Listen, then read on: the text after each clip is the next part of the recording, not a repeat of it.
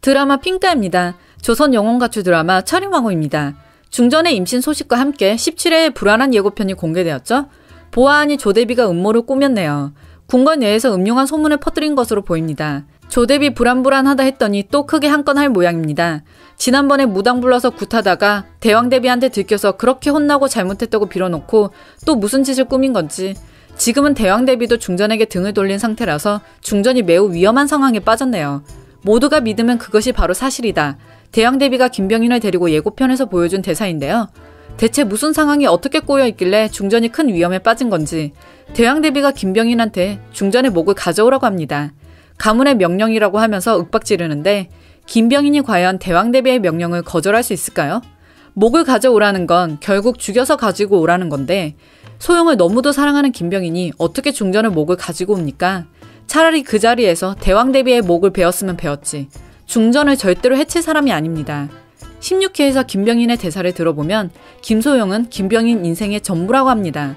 김소영 하나만을 바라보면서 살아왔다고 해도 과언이 아니겠죠? 다만 지금은 김소영이 철종의 부인이 되었고 회임에서 아이도 낳아야 하고 더구나 김소영 본인이 철종이 좋고 김병인은 싫다는데 거기에 더 이상 매달리면 안 되는 거죠. 하지만 김병인이 중전을 지켜줄 것이니 크게 걱정은 안 됩니다. 김병인은 어떻게 해서든 중전을 위해 목숨을 바쳐 이 상황을 타개할 것으로 보입니다. 하지만 중전이 죽임을 당해야 할 만큼의 얼마나 큰 사건의 소문이 났길래 궁에서 모두 쑥덕거리고 대왕대비까지 화가 났을까요? 더구나 중전은 철종의 아이를 회임까지 했는데요. 예고편에서 봤다시피 가짜 합궁을 했다는 소문인데요. 그것뿐만이 아닙니다. 가짜 회임이 아니고 왜 가짜 합궁이라고 소문이 났을까요? 둘은 매일같이 붙어다니고 미래 얘기를 나누면서 밤마다 함께 시간을 보내고 있었는걸요. 중전의 회임은 팩트입니다. 분명 대왕대비는 의원을 불러서 이러한 자초지정을 들었을 거고요. 회임에 대한 사실은 변하지 않지만 중전과 철종의 가짜 합궁이라 함은 바로 중전의 임신이 철종이 아닌 다른 남자의 아이를 가졌다는 뜻입니다. 따라서 소문이 난 것은 철종과의 가짜 합궁 그리고 중전이 딴 사람의 아이를 가졌다는 소문으로 궁 내부가 난리가 난 것으로 보이네요. 이 때문에 대왕대비가 당장 중전의 목을 베어서 가지고 오라는 것입니다. 그렇다면 지금 중전은 철종이 아닌 누구와의 사이에서 아이를 가지게 된 거라고 소문이 난 걸까요? 그건 바로 김병인일 가능성이 크죠. 이에 대한 정황은 16회에서 알 수 있었는데요. 김병인과 중전이 깊은 대화를 나눈 씬이 있었죠. 조선시대 신조어를 알아보려고 책을 찾으러 갔었는데요. 조대비와 함께 있던 김병인이 중전을 급하게 찾아왔죠. 보자마자 왜 그랬냐고 물으면서 중전에게 왜 가문을 적으로 돌리고 있냐고 다시 돌아갈 수 있는 길을 만들면서 내가 이렇게 너를 위해서 노력하고 있는데 그러면 안 된다고 훈계를 하죠. 김병인이 뒤에서 열심히 중전을 지키고 있었던 건 사실입니다. 하지만 김병인은 이 틈새를 이용해서 또 중전에게 고백을 하죠.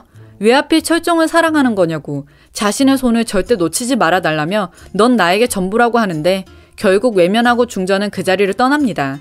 하지만 여기서 매우 위험한 장면이 나왔죠. 바로 김장은의 수하에 있는 내시입니다. 입 옆에 흉터가 있는 그 내시가 어쩌다가 그 자리에 있었던 건지 모르겠지만 김병인이 중전을 절절하게 사랑하면서 가문이 아닌 중전을 위해서 노력하고 있다는 정황 그리고 중전은 가문을 버리고 완전히 철종의 편에 섰다는 사실을 그 내시는 알게 되었습니다. 당연히 김장은에게 그 사실을 고했을 테고 계략을 다시 짰을 겁니다. 김장은은 김병인과 중전을 동시에 보낼 궁리를 한 거죠. 김병인과 중전이 어릴 때부터 썸씽이 있었다고 하면서 중전의 회임은 철종이 아닌 그 둘 사이에서 최근 생겨난 아이라는 것입니다.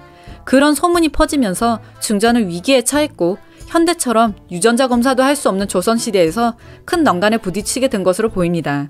회임했다고 마냥 기뻐했는데 이게 무슨 날벼락인지 모르겠네요. 앞으로 철종과 중전이 어떻게 협력을 해서 이 험난한 상황들을 헤쳐나갈지 기대가 됩니다. 가장 중요한 건 소영이와 봉안이의 영혼이 다시 제자리를 찾아가야 하는 거겠죠. 드라마 핑가를 재밌게 보셨다면 구독과 좋아요 부탁드릴게요.